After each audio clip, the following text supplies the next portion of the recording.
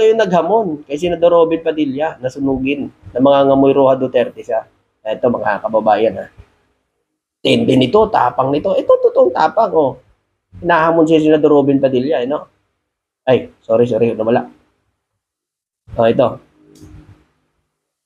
Up. Ito yun, oh. Ito nga siya, ito yun, mga kababayan. Senador Robin Padilla, makinig ka kay ma'am. O yan. Ito mga kababayan, ito yung naghamon na talagang sisindihan niya si Senador Robin Padilla para titingnan natin kung mga ngamoy Roja Duterte siya. Ito play natin. Ginoong Padilla, ako pala to, ang babaeng kinatakutan mo na kumasa sa hamon, na kahit sumigin ka, mangangamoy Duterte ka. So, mga kababayan, natakot si Senador Robin Padilla dyan. No? Yung ano na yon, di ba? Bigla siya nagano doon mga kababayan, nagdagdag ng security niya. Kasi nga mga kababayan, di ba sabi ni Senador Robin Padilla, pag sinunog siya, mga ngamoy Roja Duterte siya. Ngayon sinagot siya ngayon ni ma'am, ako nasusunog, magbo-volunteer siya. Tingnan natin kung mga ngamoy nga. Di ba? Okay, play natin. Unahan mo pala ang signature campaign para sa kalayaan ni Rodrigo. May masasabi ako sa iyo, syempre. Alam mo, Robin, buti pa ang yog. May pakinabang hanggang bunot. Naku, grabe naman talaga. Grabe naman talaga yan si ma'am. Oh. Grabe yung banat mo si Senador Robin Padilla. Buti pa daw yung yung niyog. Hanggang bunot, may pakinabang. Hanggang bunot daw ho, may pakinabang ang niyog. Totoo naman, mga kababayan. Mula puno hanggang may pakinabang talaga yung bunot. Parang alam ko na yung sasabihin ni Madam. Pakinggan natin. Pero ikaw, matatapos na lang ang termino mo, wala ka pang pakinabang sa bansa mo. Naku, lagapak na naman. Lagapak na naman si Robin. Mga kababayan, totoo naman. Meron na ba? Meron na ba kayong alam na ginawa ni Robin? Mga kababayan, number 1 senador yun ha. Diba? Buti pa ang niyog, no? Hanggang bunot may pakinabang. No? Si Senador Robin Padilla daw, mawawala na lang, mga kababayan, sa pagkasenador, hanggang ngayon wala pa rin pakinabang. Naku po, grabe naman talaga si ma'am. Grabe ang banat kay Senador Robin Padilla. Naku, sunog na naman. Okay ma'am, saludo ko kay ma'am. Tama naman po ang sinabi ni ma'am. Tama po yung sinabi ni Madam na yung Senador Robin Padilla mula nanaw po yan, wala pa tayong nakikita na nagawa. Pero na lang sa pag ahit-ahit sa bilgote at kumunguya dun sa Senado. Diba? Play natin. Senador ka ng pamilyang Duterte. Duterte lang ang pinagsisilbihan mo. Sumasama ka gamit ang pera namin mga Pilipino. Doon sa'yo napatunayan ko muna ang sarili ko. Robin, 3 dekada na rin ako nagtatrabaho. 3 dekada nagbabayad ng responsibilidad ko sa gobyerno. Diba? Mga kababayan, 3 dekada na siya nagbabayad ng responsibilidad niya sa gobyerno. Pero, Senador Robin Padilla, sino ba nagbabayad kundi tayo rin? Hindi lang kayo mga DDS ha. Tax din natin yung binabayad natin dyan. Pero, saan ba talaga sa nagsenador? Tama sinabi ni ma'am. Senador siya ng mga Duterte lang. Hindi siya senador ng taong bayan. Diba? Kasi sa mga pinagsasabi niya, mga kababayan, wala siyang pakialam dun sa mga, basta dun na sa kay Duterte. Yun lang yun. Nasanay mga kababayan, di ba, senador kayo, nandiyan, inupo kayo ng taong bayan, hindi lang ho. Inupo kayo dyan ng mga, yung mga supporters, yung mga DDS, yun lang silbahan nyo. Siyempre, ang pinapasahod sa iyo, tax ng taong bayan, kailangan. Wala kayong pinipili, buong Pilipinas. Buong mga Pilipino, ang servisyohan nyo. Di ba? Yun lang yan, mga kababayan. Kaya ma'am, tama yan. Banatan mo, ma'am. Isa pa. Walang palya akong nagbabayad ng tax sa gobyerno para may sakurin ang walang pakinabang na kagaya mo. Grabe! Narinig nyo? Narinig niyo yung sabi niya? Wala siyang palya sa pagbayad ng tax para pasahurin ang walang silbing ano daw? Senador. Nako po. Pribileyo sa gobyerno, di kagaya ng pati pamilya mo nagpapakasasa gamit ang pera ng taong bayan. Pag nagkasakit kami, pera namin nagamit namin.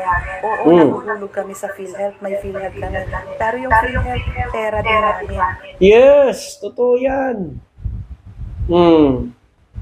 Kaya tama lang talaga, no, maging desisyon ni Robin Nawal sa tumakbo sa 2028. At sana sa lahat na kababayan natin, piliin natin yung may magagawa para sa bansa. Hindi para lang sa mga idolo, para lang sa mga sinusuportahan nila. Dapat piliin natin yung talagang makakatulong sa gobyerno, makakatulong para sa umunlad ng bansa. Piliin natin. Yan din ang ginagamit namin. At pag kinapos ang mga uring manggagawang kagaya namin, umuutang kami sa SSS at pera pa rin namin ang ginagamit. Pera namin, pero inuutang namin. Kailangan lang namin pumirma at mangako na babayaran ang utang. Utang gamit ang sariling pera namin. Grabe. Walang pribileyo, pero ikaw tangina, puro kabubuhan, pero nagpapakasarap gamit ang pinaghirapan namin mga Pilipino. O diba, di ka ba nahihiya? Di ba nahihiya ang pamilya mo sa ginagawa mo? Yung signature campaign na yan, walang mangyayari dyan. Hindi papansinin ng ICC yan. Kahit maliputin mo pa ang buong Pilipinas, kahit bitbitin mo pa ang libu-libong perma sa ICC, hindi yan papansinin. Yes. Alam nyo, yung perma-perma na yan, walang mangyayari naman talaga dyan. Totoo yan. Kaya ma'am, totoo yan, sinasabi ni madam. Ingat si Robin Padilla. So, yun po, mga kababayan. Wala naman talaga, wala akong mangyayari dyan. Ha? Yan yung mga ginagawa nila. Ano lang yan? Strategy. May condition lang yan sa mga tao. Diba? Ano lang yan? Hindi talaga totoo yan yung, sa tingin ko dyan, mga kababayan, ano yan eh. Para yan sa ano eh. Hindi para sa kay Digong yan, kundi para kay Inday Lucreng yan eh. Para sa 2028 nila eh. Di ba? Salad natin mga kababayan. Ang daming senador dyan na walang selfie. Bakit si Robin lang? Kasi Duterte si Robin. Alam nyo kasi, mga kababayan, ang mga senador, hindi dapat nagsasabi na lalo-lalo na ang loyal sa isang tao lang. Kundi lalo-lalo na dapat ang loyal nila ay para sa taong bayan. 'Di ba? Hindi lang ho doon sa isang tao lang.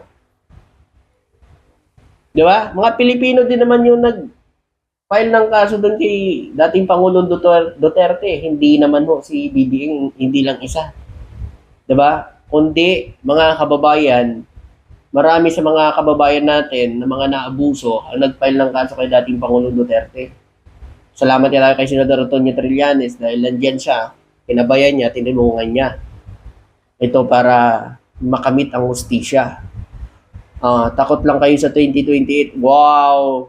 Bakit naman kayo matatakot? Diba? Yun pala eh, malakas pala kayo eh. Bakit kailangan nyo paggamitin ng Pangulo? Kailangan nyo pa pabagsakin, kailangan nyo pang patalsikin. Eh malakas naman pala kayo. Malakas naman pala kayo sa 2028. Antayin nyo na. Hindi na. Patatalsikin yung Pangulo para mapalitan na ni Inday Lucreng.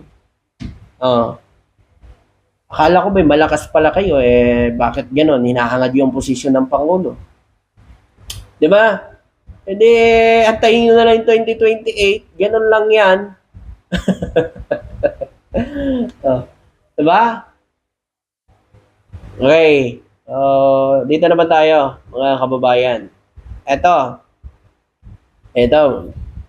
pala yung ano nila, big time rally daw nila. Big time rally. Big time rally para sa future nyo. Ito, marcha tayong papuntang Malacanang. So, sa mga kababayan natin ito daw ang big time rally para daw sa future. Future nino. ng mga kurap. 'Di ba? Future daw ninyo to, mga kababayan. Kayo na maghusga para daw sa future. Biruin nyo, mga kababayan, para sa future. Biruin nyo, sila laban sa korupsyon. Pero, hindi man lang nila binabanggit ang mga sangkot sa flood control. 'Di ba? Kampi pa nga sila kay Diskaya eh. Mga kababayan eh. Ang mga isiniwalat ni Hernandez na mga senador, binabanggit ba nila? Wala. Para ba talaga sila sa korupsyon? Laban ba talaga sa korupsyon yan? Hindi tayo naniniwala na laban sa korupsyon yan. Ngayon, mga kababayan, bakit nila ginagawa yan? Diba? Kapag ka naupo si Inday, anong mangyayari? Sino makikinabang? Sila. Diba? Hindi future na taong bayan. Future nyo. Huwag nyo na utuin yung taong bayan. Yung mga ututong DDS na lang. Yung utuin nyo. Huwag na ang ibang Pilipino. Di ba? Future daw. Para sa future. Future nila yan. Hindi ng taong bayan. Alalahanin nyo kung sino ang mga isiniwalat ng Bulacan Boys na mga kalyado nila. Naririnig ba natin sa kanila? Naririnig ba natin yung mga pangalan nila doon? Tuwing rarally sila? Hindi. Si BBM lang ang tanging sinasabi nila na patalsikin, na mag-resign. Pag napatalsik si BBM, sino makikinabang? Di ba?